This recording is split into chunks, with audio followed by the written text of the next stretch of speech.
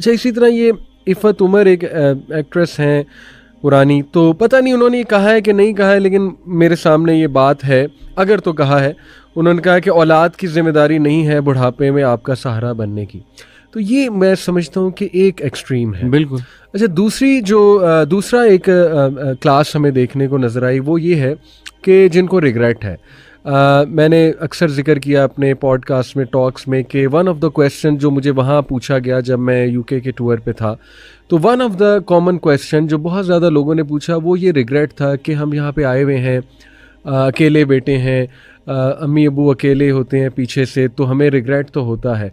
Although हम पैसे भी भेजते हैं अच्छे, कॉल पे बात भी होती है, सब कुछ होता है, लेकिन दिल में ना वो एक भार, वो बर्डन, वो रिग्रेट, वो हदीस नबी सल्लल्लाहु अलैहि वसल्लम की कि वो टू द पर्सन जिसने अपने पेरेंट्स को बुढ़ापे में पाया और ख़िदमत करके जन्नत नहीं कमाई। तो ये चीज़ उनका एक सवाल था। इसी तरह कुछ के रिग्रेट्स थे कि मेरे वालिद फौत हो गए, ऑल्दो मैंने अच्छा उनके साथ सलूक किया, पैसे भी भेजे, लेकिन वो रिग्रेट है कि मैंने उनके साथ बुढ़ापे में टाइम स्पेंड नहीं किया, या मैं लेट पहुंचा जनाजे पे, ठीक है ना।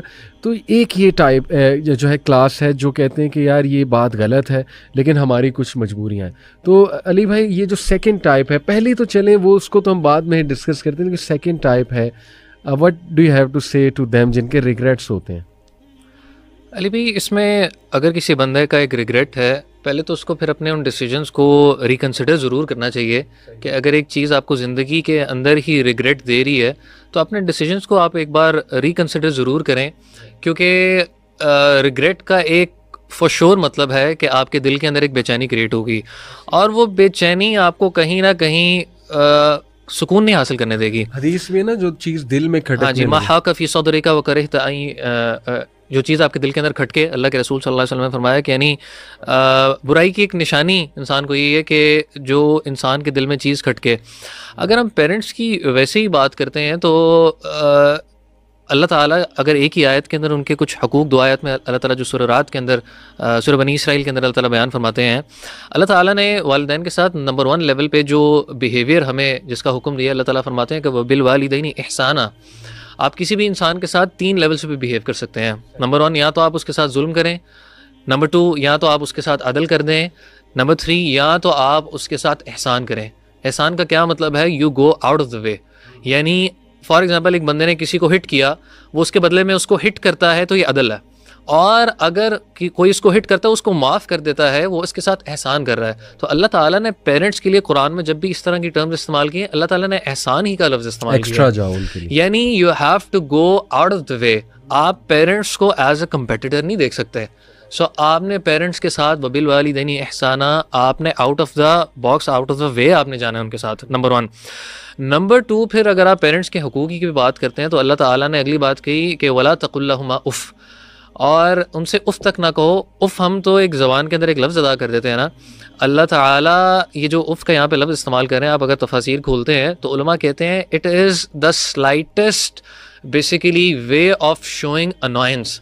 अगर मेरे एक्सप्रेशन से भी एक अनॉयंस उनको फील हो रही है ना, ये एक तरह मैं उफ़ कर रहा हूँ उनके सामने, इतनी केयर करने को कहा। इसके बेंचमार्क जी, ये बेंचमार्क 2 आयतों के अंदर है सिर्फ। तीसरा अल्लाह ताला फरमाते हैं वला तकुल्लहुमा उफ़्युं वला तनहरहुमा, इनको झिड़को मत, डांटो मत। अल्लाहु अकबर। और झिड़कने ना करने के बाद, क्योंकि ओल्ड एज में आप देखें क्या होता है कि आप जब जवान हैं और यानी आप जब छोटे थे और वो पेरेंट्स थे, तो आप उनको एक बात, वो आप उनसे एक दफ़ा बात पूछते हैं ना, और 10 दफ़ा पूछते हैं, पेरेंट्स प्यार प्यार से बताएंगे, प्यार प्यार से बताएंगे। यही जब ये वालिदैन बूढ़े हो जाएंगे और एक चीज़ 10 दफ़ा कहेंगे तो बच्चा चिढ़ने लग जाएगा। तो अल्लाह ने कहा वला तनहरहुमा, इनको झिड़कना मत, डांटना मत, डेली हमें पढ़ना चाहिए। और फिर आगे अल्लाह ताला फरमाते हैं, बात ख़त्म नहीं हुई, वक़ुल लहुमा क़ौलन करीमा, इनसे बात ऐसी करो जो कि करीम, इज्जत वाली हो, ठीक है, जनरस बात, करीम, इस ऑनरेबल तरीके के साथ बात करो। और यहाँ पे भी फिर बात नहीं खत्म हुई, यानी यहाँ तक भी हक नहीं अदा किए, वक़ुर रब्बिरहमुहुमा कमा रब्बयानी सगीरा, अल्लाह ने फिर हुक्म दे दिया अब इनके लिए अब दुआ भी करनी है। तो अगर आप पेरेंट्स के राइट्स निकालने लग जाएं तो सुभान अल्लाह, कोई बात ख़त्म ही नहीं होती। तो फिर आपने वो हदीस का भी जिक्र किया कि उस बंदे के लिए एक तरह की बदबख्ती है जिसको माँ बाप या कोई बुढ़ापे में कोई एक भी मिला और उसकी खिदमत करके वो जन्नत हासिल ना कर सका, तो ऐसे बंदे के लिए तो बहुत बड़ी यानी एक लॉस है। तो मेरे ख्याल से वो एक जो मेंटालिटी है ना कि मैंने, जिसका ताल्लुक इंडिविजुअलिज्म ही के साथ है कि मैंने प्रोग्रेस करना है, और शायद ये पेरेंट्स, क्योंकि मेरे पास टाइम नहीं है, फ़लाँ चीज़ें हैं जिसकी वजह से मेरे उस प्रोग्रेस में शायद हिंड्रेंस बन जाएंगी। इस्लाम ने कभी इंडिविजुअलिज्म को प्रमोट नहीं किया। आप सारी चीज़ें निकाल के देखें, अगर इंडिविजुअलिज्म ही का इतना तसव्वुर होता तो इस्लाम ने सूद को हलाल किया होता।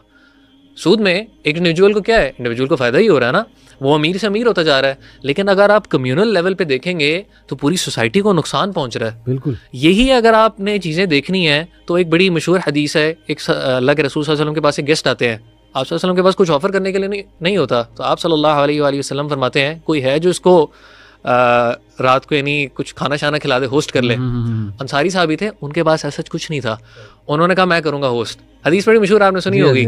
तो वो घर पे लेके जाते हैं और बेगम को कहते हैं, यानी खाना इतना ही था जो शायद एक आधा बंदा खा ले। बेगम को कहा कि जी खाना जब बनाओगी पेश करोगी ना तो बहाने से अपनी जो बेसिकली लालटेन है एक तरह, आप समझ लाइट का सोर्स है, उसको बंद कर देना ताकि उसको पता ना लगे। वो बंद हो गई, मेहमान ने खा लिया। तो जब सुबह हुई तो अल्लाह के रसूल सल्लल्लाहु अलैहि वसल्लम ने फरमाया कि जो तुमने अमल किया था अल्लाह ताला उस पर मुस्कुराए। सो यानी उन्होंने प्रेफर किया, और अल्लाह ताला ने अंसार की इसी क्वालिटी को कुरान के अंदर जिक्र किया कि वयुसिरून अला अनफुसिहिम वलौ काना बिहिम खसासा। इनकी क्वालिटी जो अल्लाह को पसंद आई वो क्या थी, इन्होंने तरजीह दी मुहाजिरीन को अपने ऊपर, इस हाल में भी कि you know they didn't have much for themselves. अल्लाह अकबर। अच्छा, मेरे पास एक भाई साहब अभी आए कुछ अर्सा पहले, तो वो हिजरत करना चाह रहे थे और इसी कशमकश का शिकार थे जो आपने बयान की। मैंने भी बताया कि मेरे पेरेंट्स अकेले हैं, अकेले बेटे हैं, ऑल्दो बहनें होती हैं पेरेंट्स के पास, लेकिन जाहिर है कि उनको ये रिग्रेट है। अच्छा, उन्होंने मुझे कहा कि अली भाई मैंने प्लान बना लिया है, सब कुछ कर लिया है, आप दुआ करें मेरे लिए। लेकिन फिर उन्होंने एक बात की, कहते लेकिन ना मुझे थोड़ा सा डर लगता है। अच्छा, उनका डर था उनकी बेगम, तो कहते कि वो नहीं मान रही, ठीक है ना, तो आप उनके लिए दुआ करें, अल्लाह ताला उनका दिल नरम करे, क्योंकि हम बहुत वेल सेटल्ड हैं।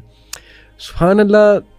क्या महमन का क्या हो गया बहनों को, मतलब डोंट दे थिंक कि उन्होंने बुढ़ापे पे जाना है, डोंट दे थिंक कि कल को उनके बच्चों ने बड़ा होना है और शादियां होंगी, तो मकाफात अमल सीधी सी बात अपने है। आपको उस शूज़ में आके ना हमेशा देखना चाहिए।